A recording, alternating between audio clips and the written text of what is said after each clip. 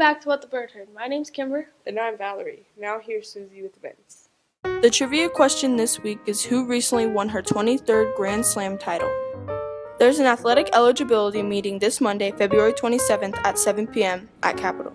If you are planning to play sports for Capitol and are not sure if you are eligible, this meeting is for you.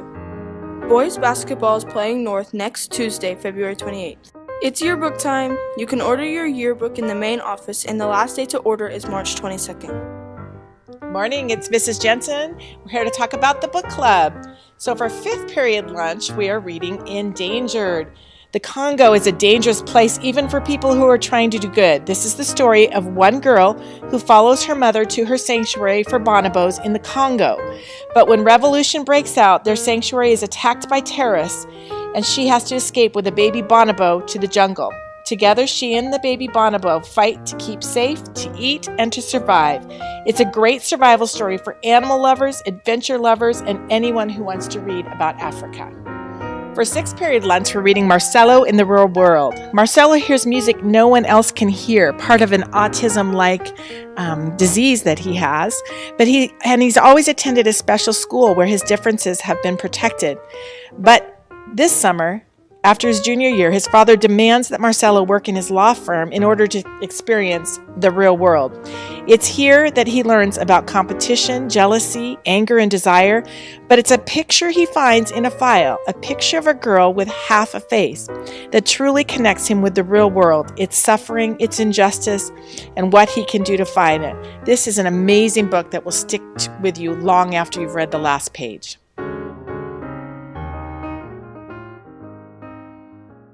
Thank you. Now here's Emily with It Go Boom.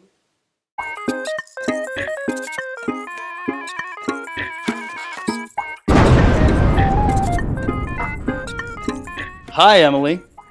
I hear you wanted to see something blow up. Yeah. Are you sure? You look a little uncertain about that. Yes, I do. Oh, okay. All right. So what we're going to do today is we're going to make us a little bit of a hydrogen balloon bomb. I've got my little concoction of chemicals here, as you can see.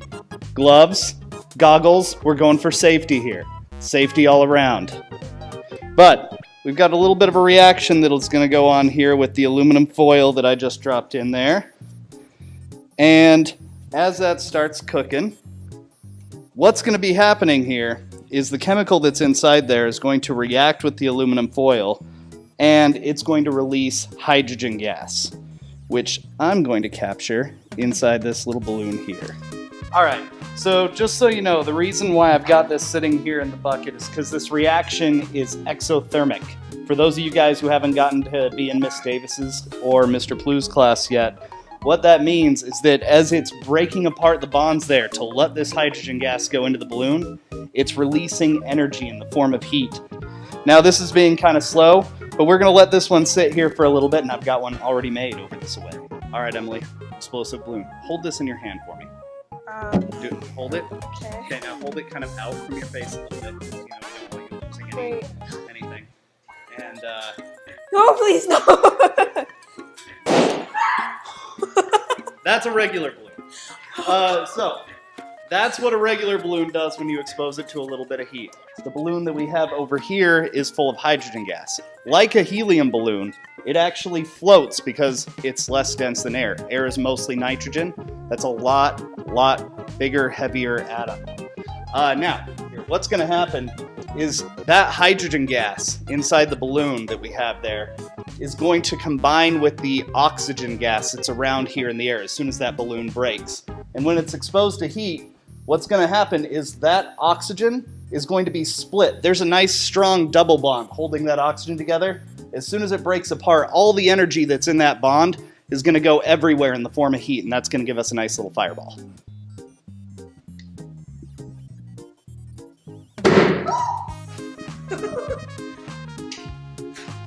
And there you go.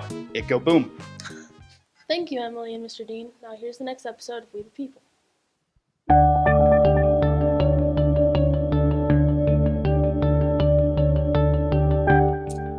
Hello, Fairmont, and welcome to this week's installment of We the People with Mr. Hall and the very stylish Mr. McDermott. Okay, clearly game day. We are here to talk about some more wonderful African American contributions to our society. As this is Black History Month, we thought that this was the time to take this opportunity to highlight some lesser known African Americans who have in fact contributed a great deal to our country. I'm going to be speaking about Charles Richard Drew. He's the gentleman over here, young, dapper man, born in 1904. Ultimately, he will gain an athletic scholarship to college, and he will have great success athletically, but more importantly, he begins to excel in the classroom. In particular, as he's studying in Canada, due to lack of opportunities in the United States at the time, he begins to look into the processes by which we store and transmit plasma, which is blood without blood cells. It's able to store a lot longer, and this is the gentleman who figured that out. And ultimately, in 1938, he is put in charge of developing a blood bank to help support the British in their war efforts that were clearly upcoming. He does such a wonderful job that ultimately the United States puts him in charge of managing the blood bank for our troops. He's only in that position for several months, however, when the United States military informed him that they wished to have no African American blood donated, or if there was any donated, it would not be used.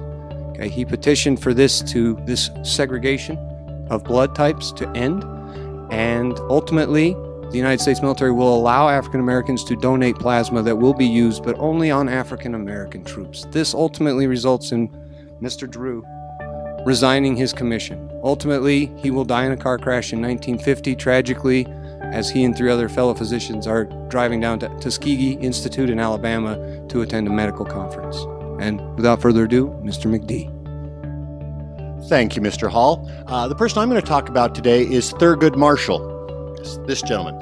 Thurgood Marshall is known for really 2 things. In 1955, he argued the famous Brown versus Board of Education case in front of the Supreme Court. This was the case that will overturn segregation here in America, overturning the earlier ruling of Plessy versus Ferguson that allowed for separate but equal facilities. The problem was those facilities were never separate or equal. And so, again, the Brown versus Board of Education case was the one that overturned that decision, that earlier decision by the Supreme Court. Thurgood Marshall then later on was nominated and confirmed to the Supreme Court, where he served many, many years, dying in the early 2000s, and was replaced by, I think it was Roberts is who replaced him, yes. I can remember that. Mine went blank. But again, that's what he became known for, and again, made many was part of many very famous and important rulings on the civil rights movements during the 1960s and 70s. That was this week's episode of We the People. Thank you. Have a great weekend, Fairmont. Bye, guys. Thank you. Now here's Susie with Fairmont's Got Talent.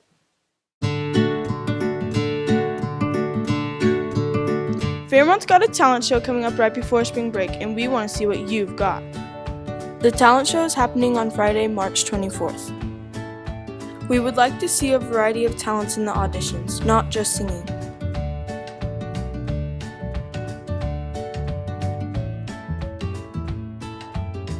Applications are available in the main office and need to be turned into Mr. Kloppenberg by Friday, March 2nd. So show us what you can do, Fairmont. Thank you, Susie. Now here's Emily with the lip sync battle. Welcome back to the lip sync battle. This week we'll be having Mrs. Nielsen versus Mrs. Mueller singing Aretha Franklin's Respect. Now here's Mrs. Nielsen.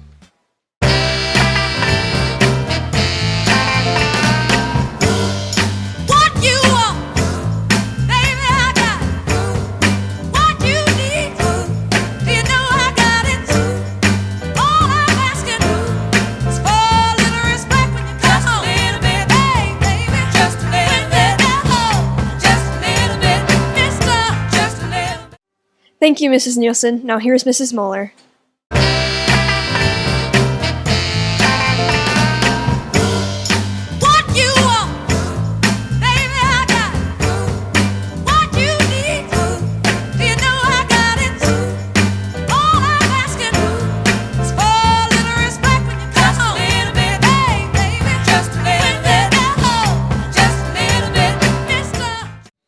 Thank you, Mrs. Moeller. Don't forget to vote at the end of the video.